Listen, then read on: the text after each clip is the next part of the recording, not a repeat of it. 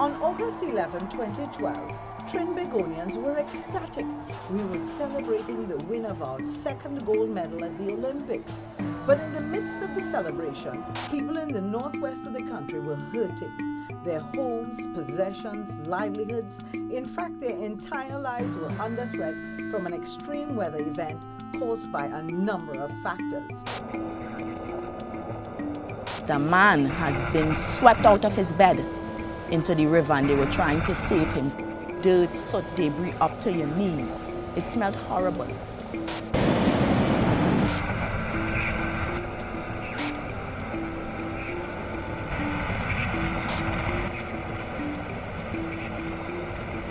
To combat these extreme weather events, we must get informed, take positive action, and multiply those actions to break bad habits in order to build our resilience to these potentially devastating events.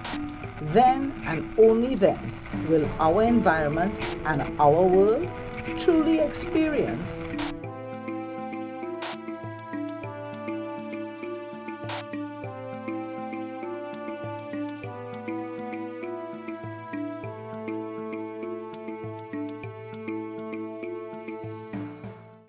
Hello, my name is Philomena Alexis Petit. I am what is known as a domestic diva, or if you like, a countess of custodial engineering. Now, in all my years of cleaning all kind of dirt and muck and slush, I have never seen anything like the devastation and debris that was left after the flooding of 2012. And you know what the sad part about all of this is? That we, yes, we were partly to blame. No, the Earth's climate changes naturally, but with all the rapid changes over the last 100 years, you know, like the climate changes, the increased rainfall, all those kinds of strange things that never used to happen but they're happening now, well, they have been found to be directly related to our activities here on Earth. Yes, human activity is contributing to climate change. Also, can you believe that Trinidad and Tobago placed 139th out of 145 countries in the Environmental Sustainability Index of 2005. Now what that means is that the probability of us being able to sustain our natural resources and avoid environmental degradation are very low. So if we don't look sharp, we could have nothing in a very short space of time. And you know what is really, really hard about this? That it is not only our actions that are responsible for environmental degradation, but our ignorance as well.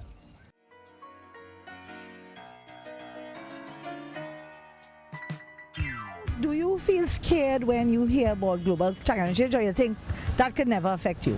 Actually, it could, because then a lot of water will be rising, and since we live in the Caribbean, it could come up, like cause floods and probably tsunamis and stuff like that. Well, by climate change, I understand that right now I have negative effects happening on the earth. So if we don't like change what we're doing right now, it will be a negative. It will be a negative.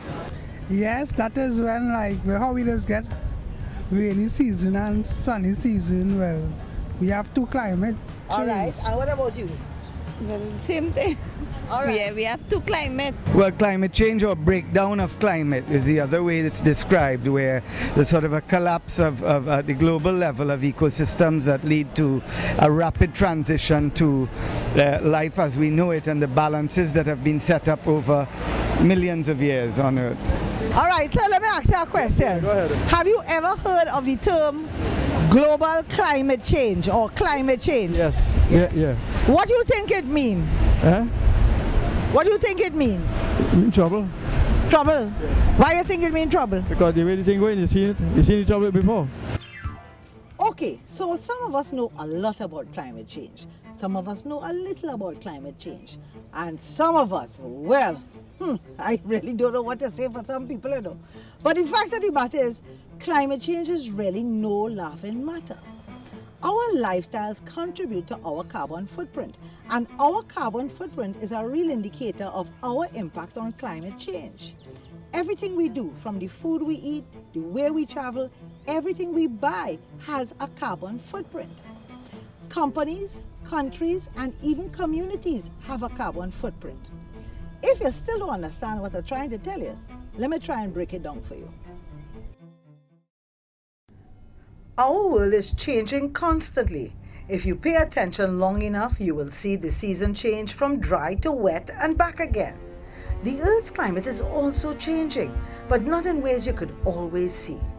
The average temperature of our Earth is getting warmer as we continue to put gases into the atmosphere that trap heat, mostly through the burning of fossil fuels, cooking gas, heating gas, planes, trains, cars, factories, even lawnmowers operate on fossil fuels.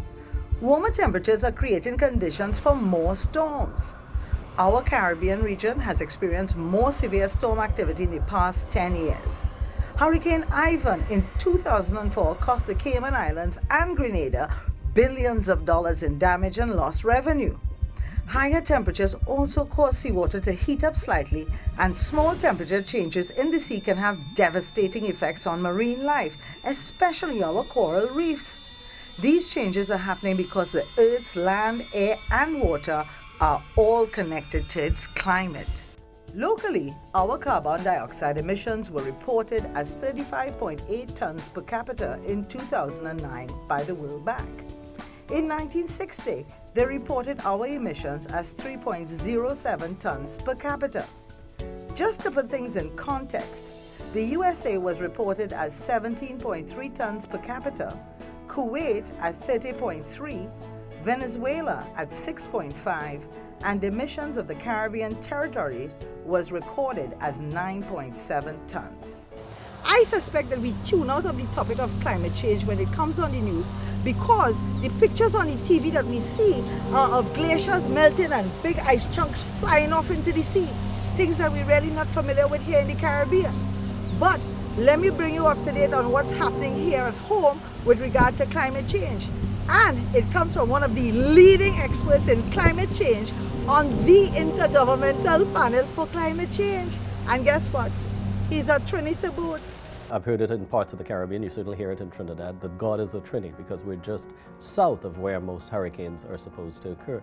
But it's a mistake to believe that. We have been hit by hurricanes in the past, and we actually feel the tails of impacts, the strong winds from hurricanes when they're moving through the region. At the present time, if we were to ask how is climate change being manifested in the region, and especially around Trinidad, there are a couple ways in which this is occurring. One of them, of course, is we can document changes in sea level rise. And in fact, in the estimates that we did in 2007 for the Intergovernmental Panel on Climate Change, we now understand that those estimates of sea level rise were much lower than they should have been. In fact, sea level rise is going up faster than we thought. Now, to be able to say that anything that is happening at present can be directly attributed to climate change, anthropogenic climate change, that is human-caused, is a difficult thing to do. We know some piece of it is, but also there are background changes in the environment that is occurring. Sea level rise is going up, there's no question about that. What people are experiencing is definitely the loss and erosion of land. That is happening, changes are occurring, and the background sea level rise is increasing. One other way in which we're impacted that is not fully appreciated around, as yet or around our region, is that the oceans are also getting slightly more acidic, moving our own shoreline natural protection. The combination of sea level rise with that creates stronger erosion in the region. Now that we have the expert view, let's look at three communities right here in Trinbago: Toco, Mayaro, and Diego Martin.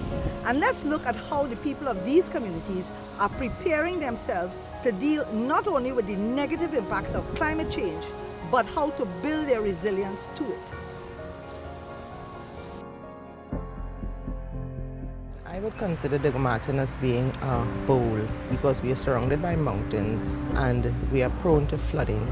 What we saw last year was kind of phenomenal. We haven't seen that kind of disaster before. On that same morning, same 4 inches of rain in 2 hours. At the bottom of my street, our entire road got washed away. And it's the same thing, big stones like that, full trees coming on the river. I mean, we've been living up there 35 years and that has never occurred. It happened so sudden. My house was in a disaster as well. Because at the side of it, a landslide came down. And, you know, I had to put aside that because I have to think about the people in my village. A woman told me that she was in the bathroom and she had just had time to just grab a towel and run out, and her whole house came down, you know, and it hurt me still because those people haven't even gotten help.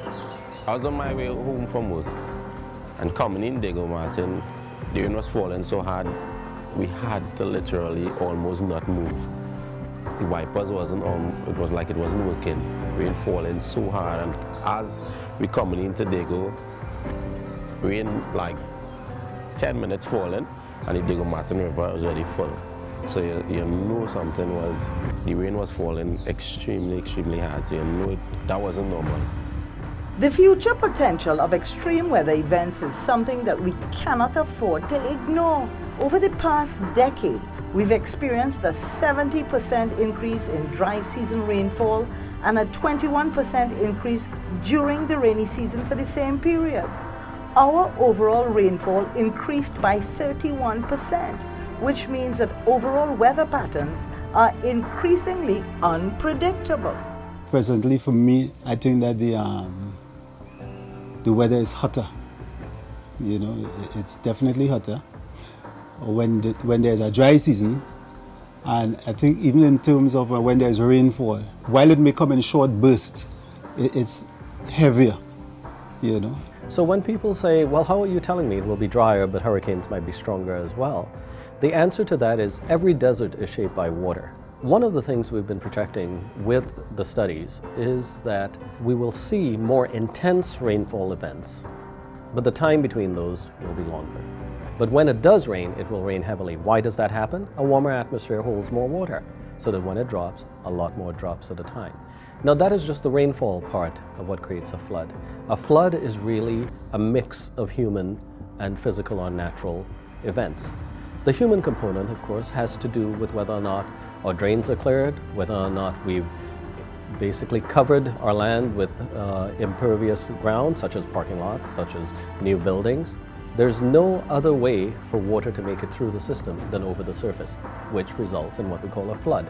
So the combined action of our own human management, together with changes in the environment, then produces larger types of flood events than we're accustomed to, because we're combining a large rainfall with a higher amount of runoff from having created impervious ground. I grew up in Diego Martin, and I remember what it is to be a child in Diego Martin, growing up in the hills and playing and having a good time with my cousins. And when I go back home now, I am surprised and dismayed at the development that has taken place, the hillsides that have been cut down, and the associated impacts because of that.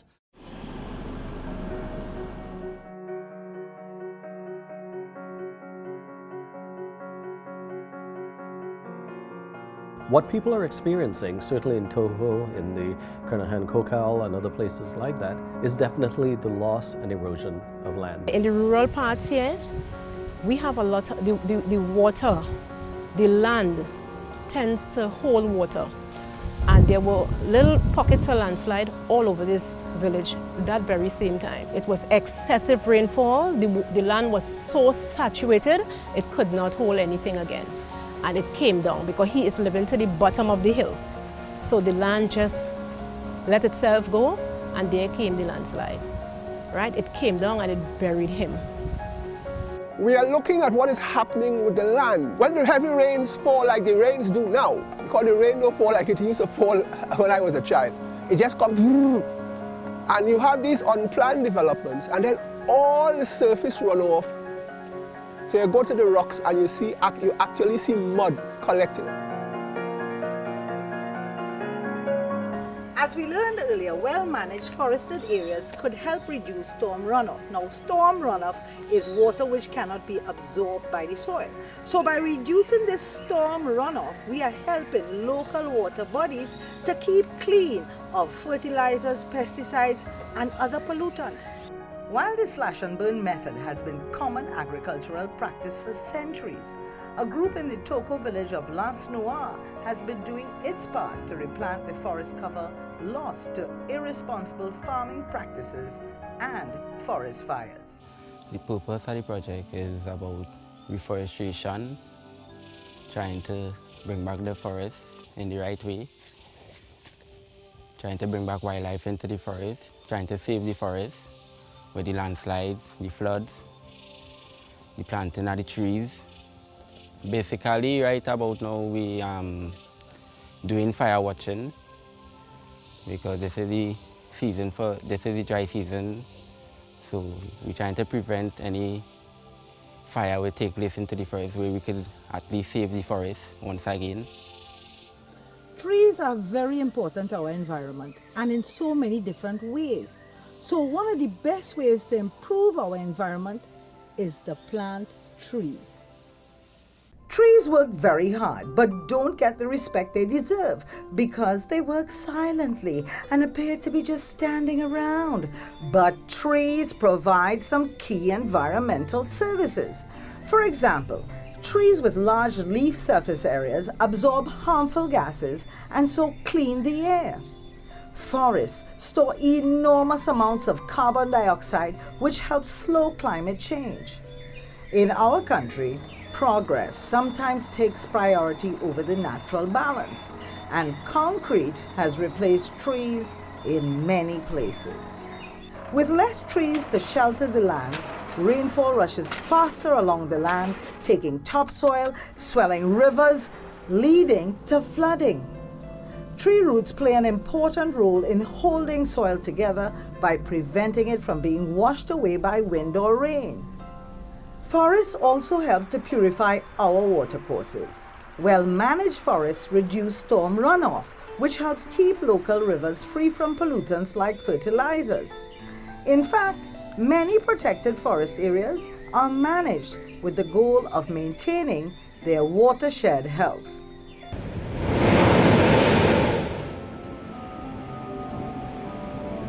The oceans are also getting slightly more acidic. We call this ocean acidification because when you add carbon dioxide to the ocean water, especially as it's getting warmer, you get very weak carbonic acid, and that breaks down coral reefs, and it also breaks down near-shore structures, and as a result, we're even more vulnerable. From that standpoint, however, we have to incorporate a couple things into the sea level rise question. If we're then removing our mangroves, if we're removing our own shoreline natural protection, the combination of sea level rise with that creates stronger erosion in the regions. And as a result, we're even more vulnerable. We have always had the problem historically. We have always had the problem of coastal erosion here. It is how the mother village came into being new lands. That was virgin forest. And when people lost lands down here, they were given access to lands up on that side. But it's an entire, if you would put it, an entire village that was lost here really. I personally have observed, particularly in Sally Bay Beach, which is one of the more popular beaches in the country, I have observed about 5 rows of coconut trees. And when I say rows, the coconut trees grew in rows on the beach and extended almost to the water's edge. And over the last 12 years, 15 years, we have lost about 5 rows of coconut trees because the sea is encroaching. You find that this area at Miaro here, you find that the erosion be taking place more because of the fact the accumulation of more rip currents, bigger waves, especially with the breeze. When the winds are high, causes the wave to develop more higher. So when there's a rip current, it sends the water way up inside the land. So what is happening now, what we are seeing now, all across there was trees. And everything just started to come over and over and lick up the land. According to the Ministry of Food Production, the amount of fish caught in Mayaro is going down. I'm a fisherman for over 30 years. I've been fishing between Ottawa, Mayaro, Guayguayari, net fishing, and we've seen a big decline in the fish stock. The amount of fish you used to catch within, say, the 80s, the 90s, even the early 2000s. In Mayaro, the Mayaro area where the land scene is concerned, Cavali, people the older heads who used to come to Mayaro know that. Used to catch Cavali by the truckloads, 2, 3, 4, 5, 6 truckloads of Cavali. And sure, used to catch it by 4, 5, 6, 7,000 pounds within a period of time. Now if you catch 5,000 pounds, you catch plenty. And that might be just once or twice a day what we call a season. Studies have shown that more acidic ocean environments affect some key species, including oysters, shallow and deep water corals. The chilling truth is that when key species such as shelled organisms are at risk, the entire food web may also be at risk, as well as many jobs and economies around the world that depend on the fish and shellfish in our oceans. There is another concern related to climate change and climate in our area. As some of you might remember, 2009, 2010 was extremely dry. From that standpoint, we began to understand what drier conditions mean in the context of water supply, the impacts on our mangroves and wetlands, and in the impacts of our communities from the standpoint of agriculture. Agriculture. Now this is a big issue because, as you know, we Trinis love our bellies, but we're too busy to cook, far less to plant our own food. How many of you all, when you go to the grocery, check the label on the food to see where it's coming from? Or if you're sitting in a restaurant, do you ever ask the owner or the server what is the source of the food? Well, it seems like we're importing everything from everybody else, and like we can't get enough of it. Large-scale agriculture in other countries is a strain on water resources, and the energy spent in transporting that food around the globe contributes to the amount of CO2 or carbon dioxide in the atmosphere, and of course our carbon footprint. I want you to check out what comes next and see why eating locally grown food is better for your body and for everybody. Do you ever think about how your food choices can affect not only your health but that of the world environment? Naturally grown food without pesticides and fertilizers is healthier for us. Locally grown food is also better as it travels a shorter distance, thereby using less fuel and packaging and preserving the environment. Think of it like this. An apple grown in Washington, USA, with fertilizer, sprayed with pesticides, and covered in wax to preserve it, will be picked, packaged, and shipped by road, by boat, and by road again, then packed onto a supermarket shelf where you buy it. A local mango, in comparison, is grown with no fertilizer or pesticides, picked in, say, Valencia, and may be driven to the Arima market where you buy it. Better for the environment and better for you. We must support our local farmers. Large-scale mechanized agriculture is heavily dependent on fossil fuels. Large-scale farming also accounts for 64% of all water use worldwide, making it a serious drain on a precious resource. And by buying foods grown closer to home, your money stays here to help build the local economy. So eat local. Climate change has a direct impact on the livelihood opportunities and possibilities for us in Trinidad and Tobago. Fishermen are directly impacted as is agriculture production and food production. We import about $3 billion worth of food into the Caribbean region. Up until the early 70s, Trinidad was a net exporter of food. Now we're an importer. And so then we're more vulnerable to changes in our agricultural system, in our water supply, and something that we take a great deal of pride in, which is our natural environment. The challenges I face, well, last November was supposed to be our wettest month in the calendar year. And last November in Mayaro, it was very dry. So we had a lot of watering to do. So much change over the last few years that you cannot predict the weather. You can't plan to plant according to the season. The challenges of doing open field farmer agriculture is being exposed to all the elements, the cost of fertilizers and the harsh elements, rain and sunlight, and the unpredictability of the harvest. With greenhouse farming, the crop is predictable. We have a contract arrangement with our supply buyer for sweet peppers. We employ a scientific approach to this form of agriculture, incorporating management of water plus fertilizer input. We restrict the amount of insecticide we use. We use absolutely no herbicide. Right? It's a sterile environment. We do as much preventative measures than actually curative or treatment without actually interfering with the cause effect. Rainwater has been proven over the past year to be most beneficial to the plants. If you store your rainwater, you put less pressure on the resources of the state, right? Where the reservoirs and then during the dry weather, you have just stored capacity. You don't rely on pipe water, so that is an added plus. The green market grows out of really love of the land. So you have that first of all. And then the real issue about how we eat and how we feed ourselves and the health issues around the high rates of cancer now in Trinidad, certainly the diabetic rate and hypertension and many other.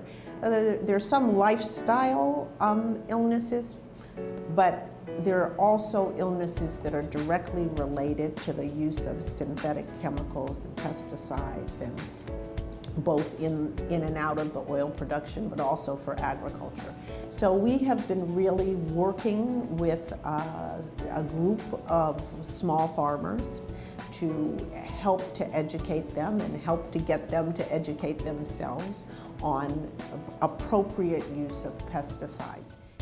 One of the most important things when we talk about sustainability is intergenerational equity, and the whole notion that you try to preserve a part of the environment and a legacy for generations that come after you. So this notion that you shouldn't use everything at once is also a big challenge for Trinidad, as it is for most developing countries, because they are inundated with images and exhortations towards blind consumerism. So we buy food, cars, and everything else from foreign.